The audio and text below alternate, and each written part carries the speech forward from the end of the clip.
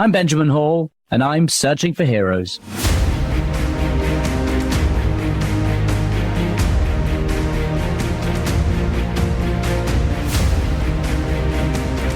Well, thank you for joining everyone today.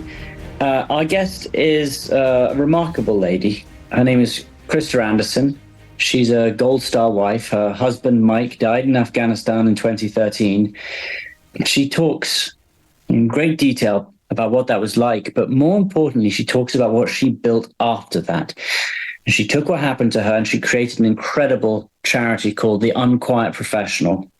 And it goes out and it helps other people prepare for things that are going to be bad, make sure people are alongside them when things go bad. And she has reminded us all that community is there and around you, no matter what you're going through. So thanks again for listening today. And here's Krista. I wondered if we might start, Krista, at the beginning and talk a little bit about Mike as well, and what led you to set up the Unquiet Professional. So I'll let you lead the way and tell us a little bit about Mike and what an amazing guy I've read that he was. Yeah. Mike and I met in 2006, and I was actually just kind of coming to help my aunt rally my cousin's friends because my cousin was deploying to Iraq. And she said, man, they keep driving these kids around. I mean, they're young. They want to go to the bar. I can't pick them up at 3:00 in the morning. I'm old.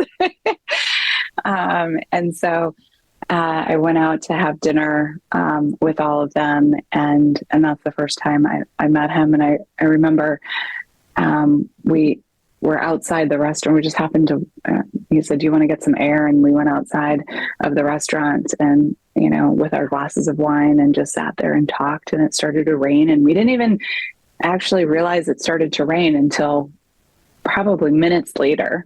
And so, you can imagine the conversation if it's raining and you don't even know it.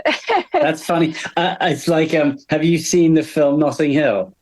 And at the end, he's standing on the doorstep and he's raining and he says, I didn't notice it was raining. Yes. Oh my gosh, that's right. And, I think that's how he always made me feel, was like the world stopped around us and I was the only one that existed in that moment. And so that's where it all began. Yeah. So, and then it was in 2013. I know that he deployed to Afghanistan. He did. Yeah, he is part of a legacy of Green Berets. His father is a plank holder, started in 10th and then moved over to first group. Mike was actually born in Germany when they were with 10th group out there. And his brother is also a retired Green Beret, and his other brother does a lot with cybersecurity and is still in the military. And his sister is in military medicine as well. Yes. Amazing. She's incredible. Actually, her wedding is in just a couple of weeks. And so I have if this is going to, depending on when this is going to air, I have a surprise for her. Hopefully that will make her happy on that day. That will be kind of from him for her. This will air before the wedding. Okay, so I won't tell you what it is. I'd love to know what it is, but maybe our listeners can tune back in a couple of weeks and we'll give them the update after the wedding. Yes. And so I think that, his grandmother was a WASP. His grandfather served in the military. And so, but he was so incredibly proud of becoming a Green Beret. He would wake up every morning and say, how does it feel to be married to a big bad Green Beret? And by this time we've got a couple of kids and, I don't find him as funny as I used to. You know how marriage works, right? Yep. But I will say that I think he continues to make me laugh, even with little things that happened today that reminds me of him, or that pop up that I know that he's there making happen, I think. But he deployed with the 4th Battalion Charlie Company for Special Forces Group in April of 2013. And he was really excited to go.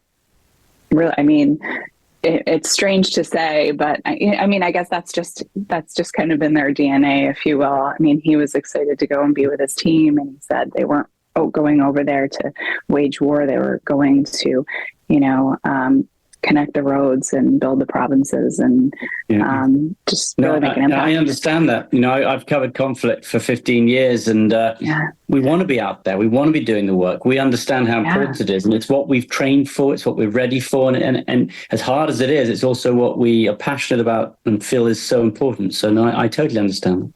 Yeah, and it wasn't that he had one journal entry. And that's what he talked about. And he was like, I don't miss home, only my family. And,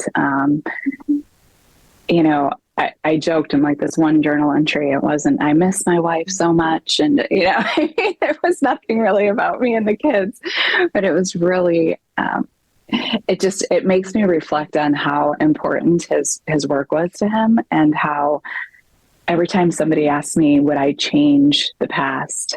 I think to myself, how could I? How could I take that from him?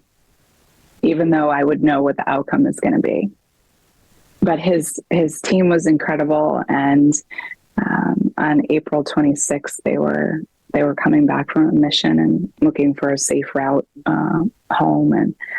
And he rolled over, he was riding an ATV, and he rolled over a pressure plate improvised explosive device and lived. It had 40 pounds of explosives, and you can imagine it threw him into the crater of the blast. And he began his training. He began giving his team updates on how he was feeling, and he did that for a long time, even though he had massive injuries that you feel like anyone else would have just close their eyes. How long was he there for before the aid reached him? Moments, because they were really all around. They had to throw their tourniquets to him because EOD was making sure there wasn't a secondary device, because they didn't obviously want more casualties if they came into the area. And so he put on his tourniquets on his right arm and on his right leg, and he, like I said, gave them updates. He said, I think I lost my leg. They confirmed. He said, well, my hips hurt, my back hurts a little, but I can breathe and I can see, and I'm not dizzy. And he continued with those until they started to change, and they were moving him. And actually, my husband, Gus, because as you know, I remarried, was his teammate. I didn't know him at the time, and he was back at the camp, and he threw a drone out to see what was happening, where can the medevac land, and determined it couldn't land where they were. And so they loaded him on a vehicle that ultimately ended up breaking down, and loaded him on another vehicle to get him to the nearest base. And the medevac landed on that base, probably a minute after they arrived. So it was perfect timing. And he had not had pain medication. They told me for until about 45 minutes after the blast. Goodness. So, when was the first that you heard about this? The 27th of April in the morning. It was just after 9 a.m. Pacific Standard Time. We were living in Washington State, and his company commander at the time, Major Jamie Alden, now retired Lieutenant Colonel, called me, and he told me to sit down. I mean, it's funny. I look back on it, and I think he called, and I answered the phone, and I just said, "Oh, hi, how are you?" Why would he be calling me?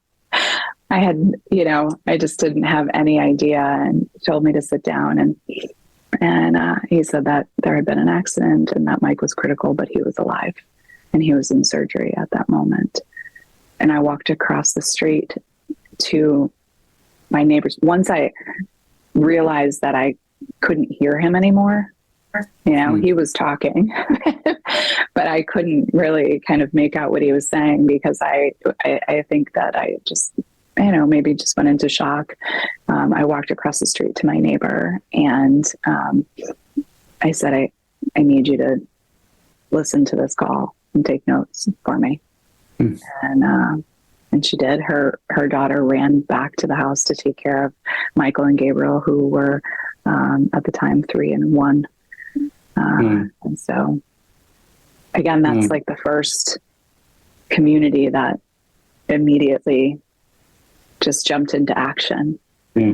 I suppose the immediate thing you want to know is what can you do? Where can you go? How can you help? But that's something very hard, almost impossible halfway around the world. And so it must be this really strange feeling where all you want to do is do something, but there's nothing you can do right then. Nothing. You're right. That was the hardest part. And I am a recovering type A personality. And so, I joke, I'm like, there wasn't anything that I could do at that moment. There wasn't anything I could do in the end to save him. I couldn't give him a kidney, and say, take mine, or even my life. Had you thought about this beforehand? You knew he was serving, and I know you can never prepare yourself. And I wondered also if the Unquiet Professional, is it also about preparing people for news like this? Do you think that you could have been prepared in a better way, and how would that have worked? Well, that's actually something that I teach now. And I do that with starting with my story. So Mike and I on paper were all set. I mean, I did the bills every month anyways. We had a will and powers of attorney were null once he passed, but we had everything. He filled out the paperwork. Special operations is really, really good about collecting that kind of information because they've endured so many casualties, right?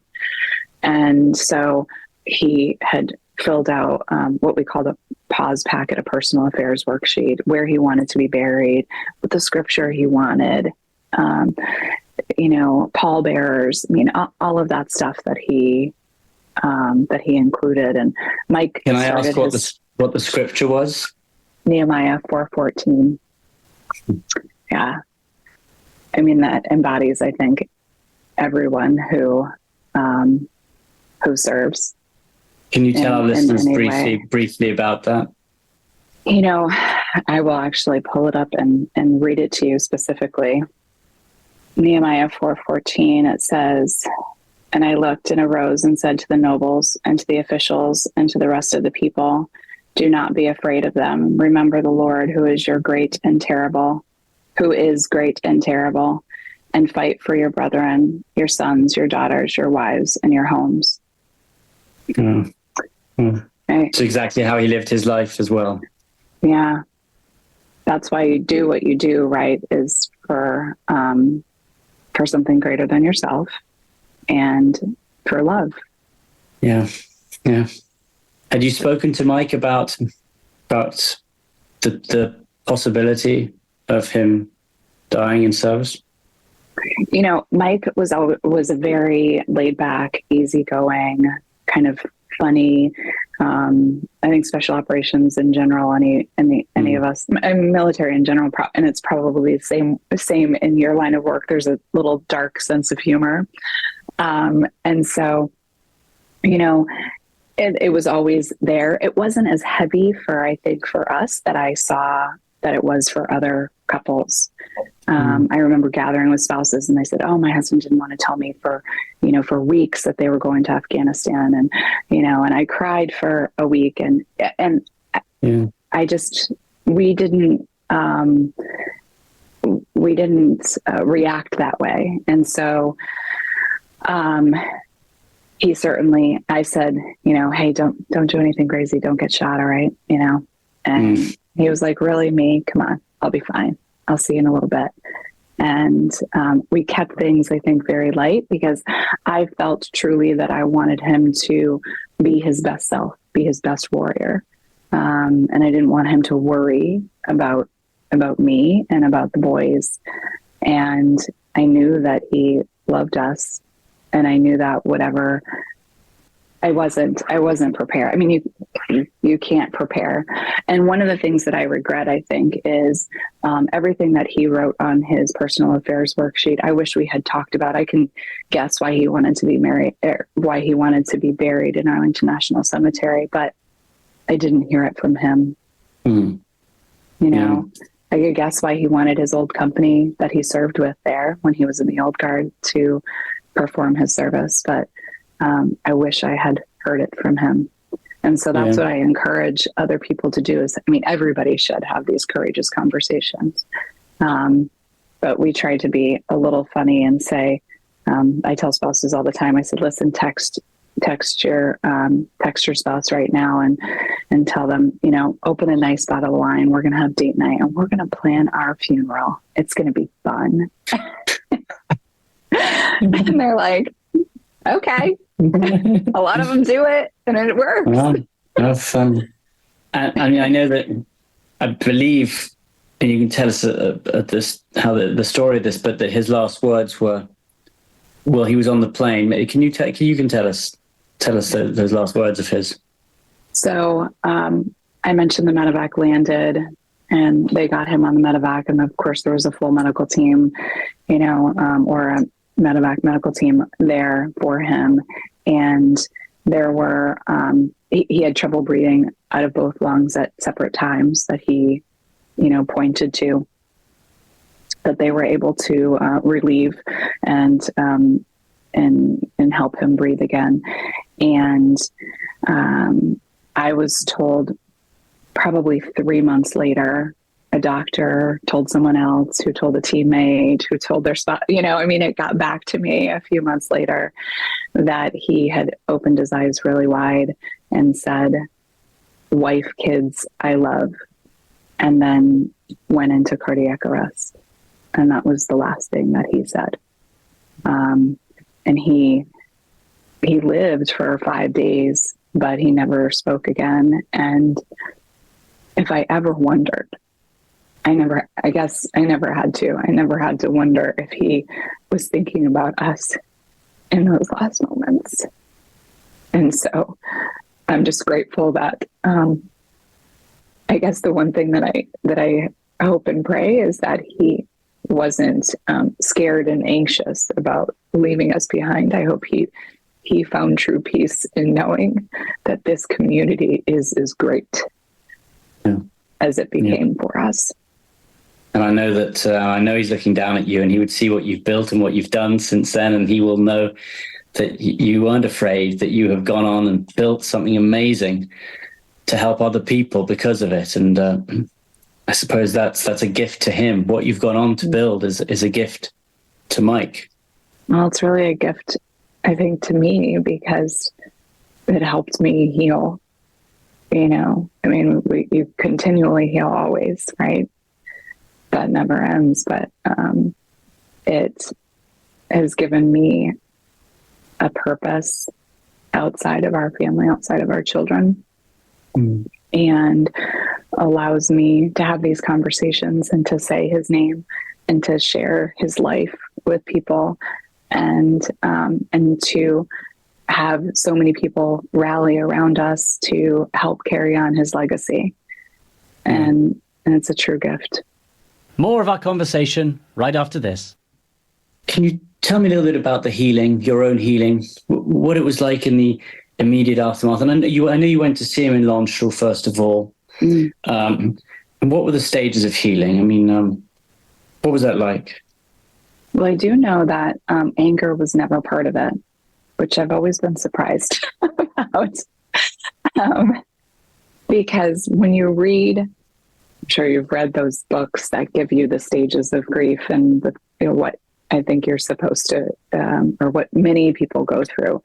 And I personally try to stay away from those because I'm wanting to check the box. Well, I missed this one. Did I do something wrong? And so, I found comfort in sharing him with others and making sure. When we were in Germany, we initially arrived, and my only request was that I see him first. before anyone, and his parents and his siblings were there with us. And they came from different parts of the country. I was coming from Washington. Some were coming from Texas and some from North Carolina. And my only reason for that is that I needed to make sure that he was clean for his mom. Wow. And so I went in there and I immediately asked them for, a washcloth and some water. And it was like I don't know, my brain was in a and I knew that he would not live. When we got there, we knew that he would not live. They officially declared him on May 1st. And after they did more testing, but we were told there was no corneal reflex or gag reflex, and that chances of survival were non-existent at that point. And so it's very, obviously very different circumstances, but I always thought of my wife got the call and flew out to Landstuhl to find me and didn't know how I was or whether I was going to make it. And she just walked in, and she always said she was, at first, she didn't know what to expect. She didn't know any of the medical terms. She was so worried about it. She didn't know what was going to happen. But from the minute she got there, the incredible military medics, the military doctors, they gathered round her and they were straight up to her and they told her. And she said that was one of just the most crucial things for her, was that they did that and they talked to her and they talked to her like an adult as well. And I'm so grateful for that. And I'm sure that when you walked into that hospital, I don't know how you were feeling or how hard that was for you as well.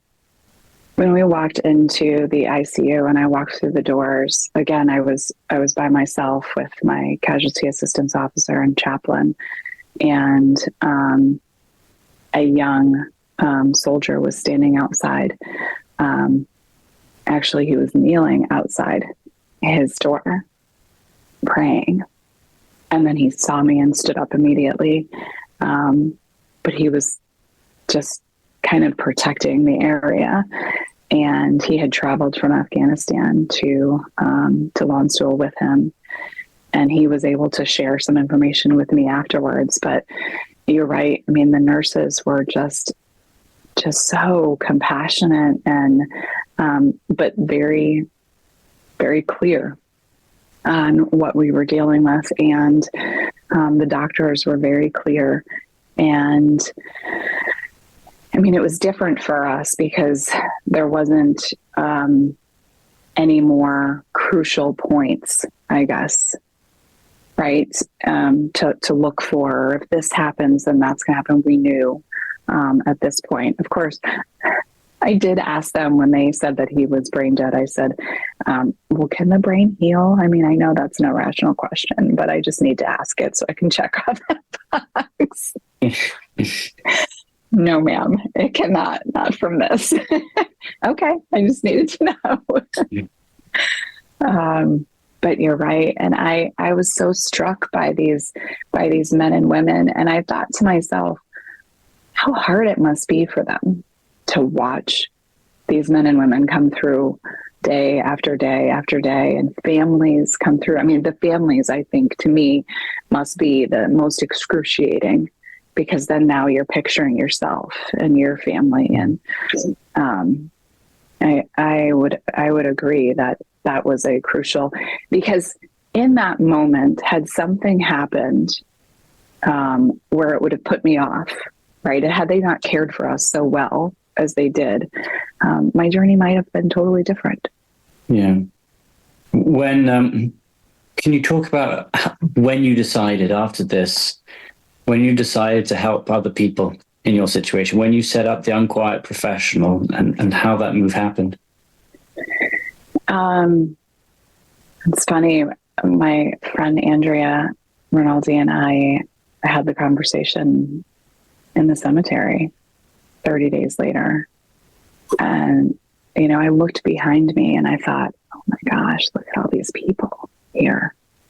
But none of them live here. They flew in from all parts of the country, the world, I was just struck by it. And then we started the conversation of, how do I say thank you? Thank you note is not enough. And she said, let's have a fundraiser. Why don't we have a fundraiser for the organizations that helped? And it was Special Operations Warriors Foundation, who continues to serve my family today and will continue through college and even beyond. I mean, I'm in contact with the representatives from that organization monthly. I mean, there is not anything. I mean, our family just went through a little bit of a different transition with school, and they said, whatever you need, we're here for you. You know, it's like they're kind of walking alongside of us this whole entire time, this 11 years, and saying, okay, when you stumble, I'm here and I'm going to pick you up. Mm-hmm. And it was them. It was the time, the Green Beret Foundation, and it was the Warrior Care Program, really, through SOCOM. That was fantastic as well. Bonnie Carroll from TAPS, Tragedy Assistance Program for Survivors. She called me once a month for 4 months, you know, to continue to check in with me to see if there was anything that I needed, because she understood what it was like to lose her spouse. And Wear Blue Run to Remember is an organization that we walked into 10 days after Mike died, and just kind of felt at home. We didn't necessarily have to tell our story if we weren't ready, but we had the ability to honor Mike in a meaningful way and do something healthy, run or walk. The first time that we went around the circle and it got to Michael, it was probably a year we'd been a part of the organization. And so you go around the circle and they give you a strip of paper and it has the name of the service member that's been killed on that weekend, or that has passed on that weekend since 9/11.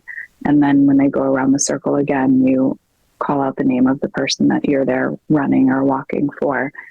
And our oldest son, Michael, who at the time was 4, just yelled out, "My daddy," really loud. And it just broke every adult, you know, that in attendance, but we knew how beautiful and healthy that was for him. Yeah.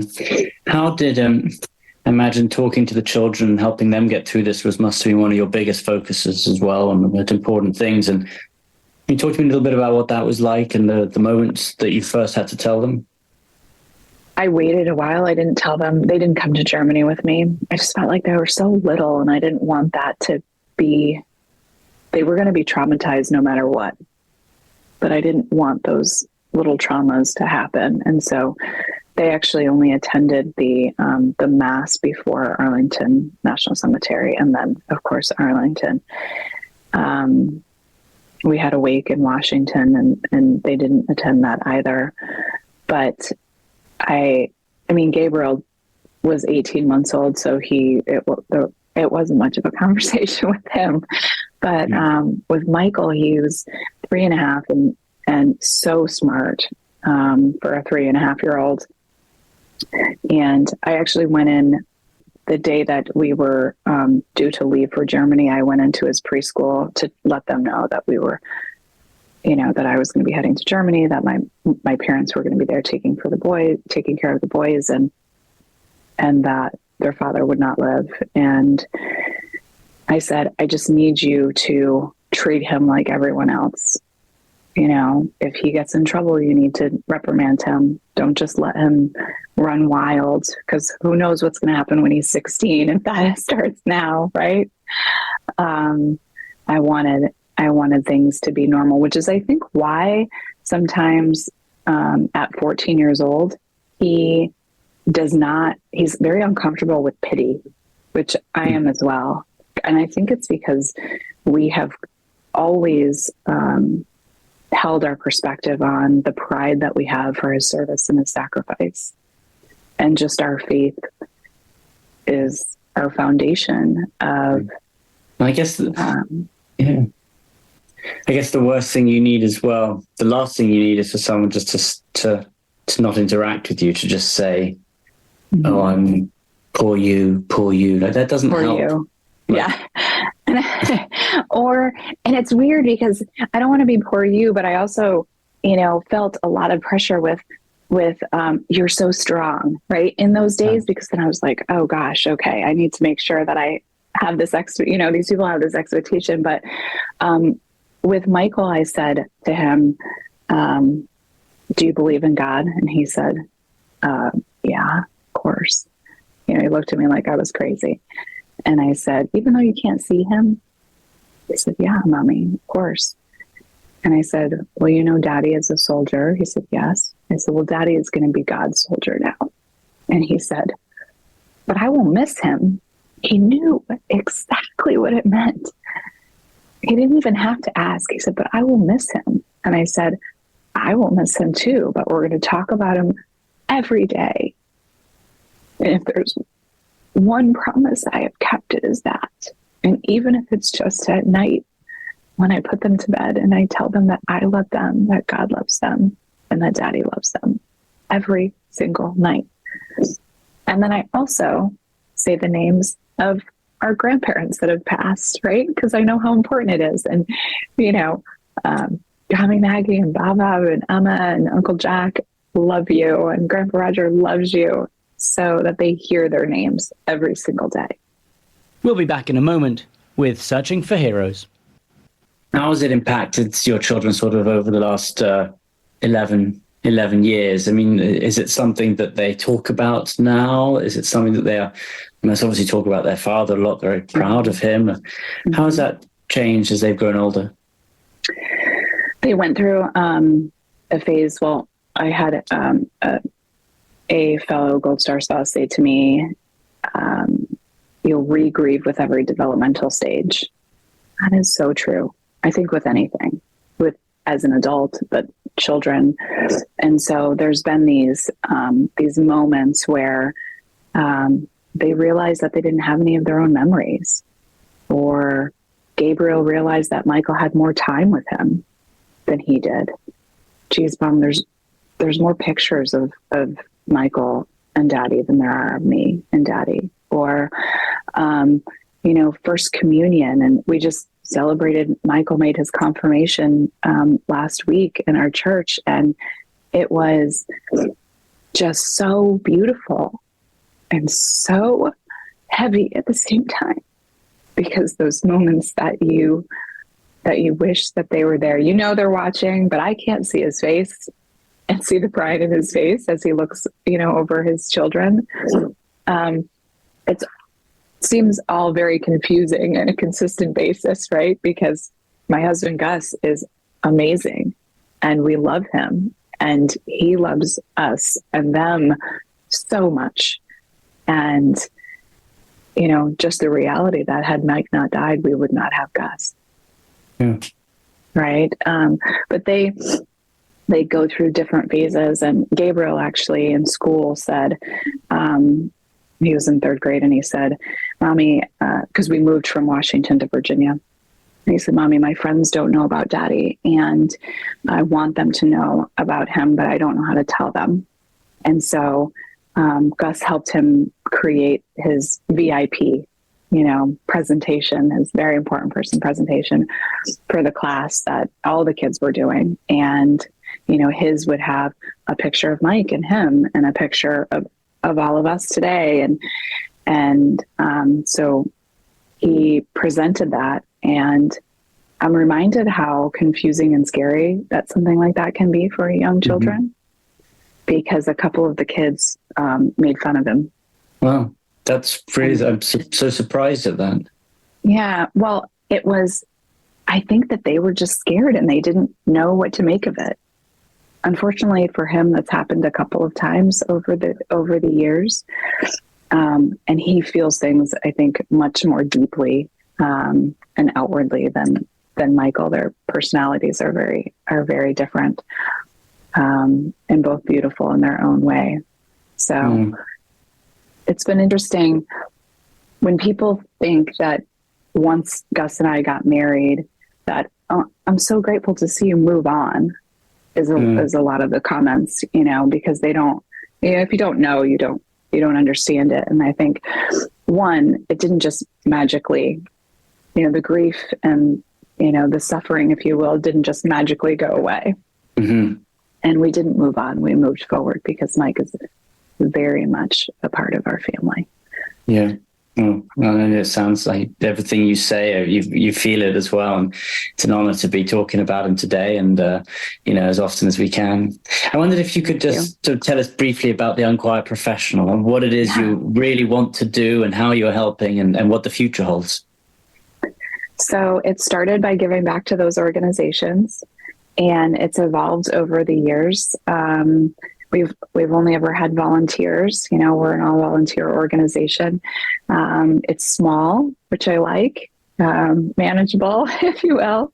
And one of the gifts. So my mission is to consistently educate, advocate, and empower. So educate people when we talk about planning for the unexpected. That's a big mission for me, is to make sure people are prepared for anything, not just death, but do you know where the water shut-off valve is in your house if a pipe bursts? Do you know how to get there?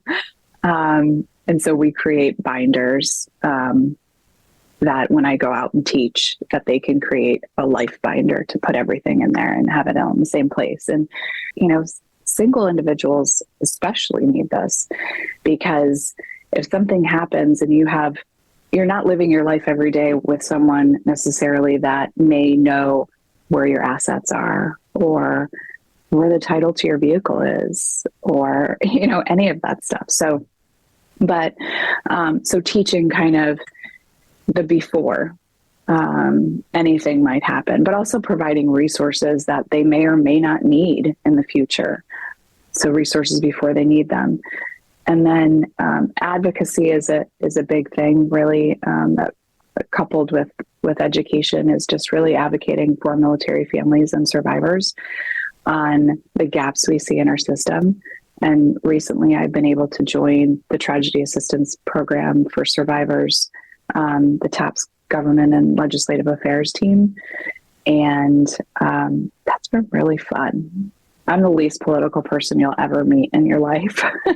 Yeah, most people don't find the logistical department to be very exciting.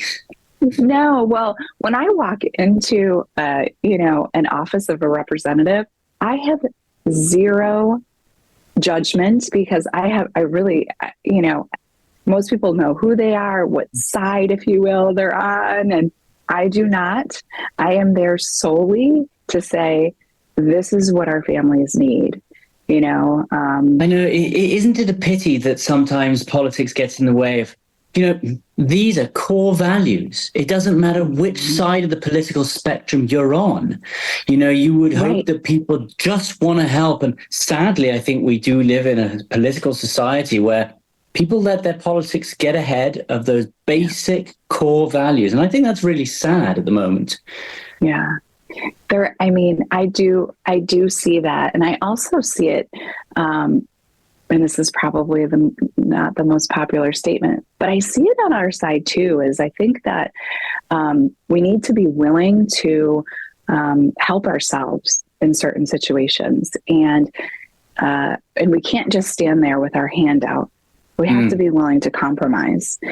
And so that's kind of where my perspective and my voice, I think, sometimes, puts a little twist on things is, if we're in the military community, we're so used to and pride ourselves on taking care of our own. Well, how can we do that in a greater way, in a more meaningful and impactful way?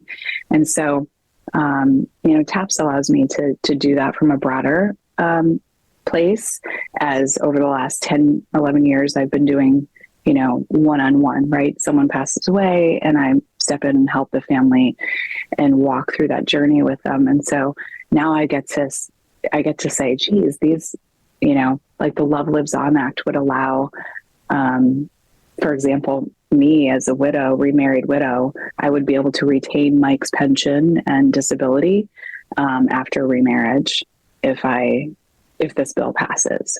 When is that due to come up?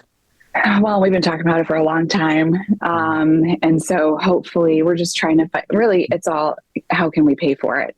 Right? Where's the money going to come from? And so, that is definitely one of the legislative priorities. And then caring for our Survivors Act is another one, to just increase the base pay for, through the VA for our survivors.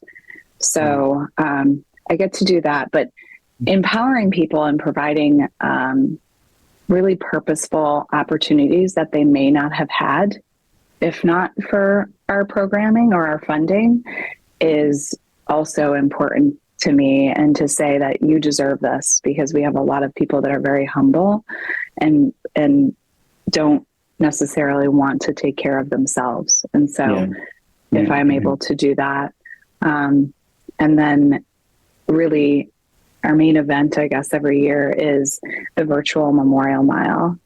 And we get to honor service members, but give their family, most of all, a voice to talk about their life and their legacy, and to share what they're doing out there in the world. And so we honored Mike last year for the 10-year anniversary. And this year we're honoring Major Paul Volke, who was a West Point grad, 1998. And his wife, Tracy, is a amazing individual. She's an attorney. She's the chief of legal services at one of our bases, Army bases here in Virginia. They have two sons. One of them is in college, but has joined the Army himself, and the other one's graduating high school. And so we get to hear from her. Amazing people that you have met and come across, and also many people that you have helped. And I wonder if we could sort of just finish up by, one of the things you do at the moment is you help to empower people who need to go through things. And I wonder if we could finish up by sort of, if someone listening to this was going through something that was difficult, or finding themselves that they needed some support, needed help, how would you encourage them? How would you tell them to get through it? It's different for everyone. For me, it was my faith. Some people run towards it and some people run away from it. Right. For me, it definitely was my faith that I had to hold on to. Actually, oddly enough, I had a picture in our house that said, "Faith isn't faith until it's the only thing you have to hold on to." And I felt that deeply in that moment, walking back into my house after we came from Dover for the dignified transfer, just a few days after Mike passed. But, I think to embrace your community is so important, that most people, especially today, I think are afraid to ask for help or even accept the help. A meal that your neighbor is going to bring to your door, or, let me come in and watch the kids for a couple of hours. I had military spouses walking in my house that, packed my luggage really for Germany, because I was just kind of all over the place, and took care of the kids and washed the dishes in the sink. Those little things that I would have been mortified somebody do for me. But I think, take a breath and realize that even in your darkest day, there is light to come, and to not be overcome by that darkness, and to know that every single day is a new day, and to wake up and try again. And what do we do in the face of adversity? Who are we in the face of adversity? I think, how do we want to be remembered? Yeah. Well, Krista, what an incredible message to end on. And thank you so much for speaking to us. Thank you so much for talking about Mike. Thank you so much for all the help you give to so many other people. And it's just been an honor speaking to you. And I hope that our listeners all look up the Unquiet Professional, help in whichever way they can. I think most importantly, never forget the people, the men and women who are out there serving for us, protecting our country. And you embody all of those things. So, Krista, thank you. Thank you so much for having me. I appreciate you very much. What an absolutely remarkable woman Krista is. And I know she just said that when people said to her, "Oh, how strong you are," that was hard. But look, she is strong. She's gone through the worst. And we speak to many guests who go through something difficult, and it's the really powerful ones who come through the other side and make something positive out of it. And that's what she is doing every single day. She is empowering people. She's helping people. She's making sure that people are prepared for anything that might go wrong, and that there are people alongside them if something does go wrong. And look, I understand what that's like. My wife, Alicia, understands what that is like. When I was injured, there were groups and people all around us to help. And it comes back to what we say again and again in this podcast, that community is the most important thing around you. You get through tough times together, and that's exactly what Krista ended up saying at the end there. So thank you for listening today. If you can help out the Unquiet Professional, please do. Look them up online. And more than anything, just reach out to your community, help where you can, and it will make everyone better. It will make the country better, society better. And thank you again. Thanks for listening. Thanks for listening to Searching for Heroes. Listen ad-free with a Fox News Podcasts Plus subscription on Apple Podcasts, and Amazon Prime members can listen to this show ad-free on the Amazon Music app.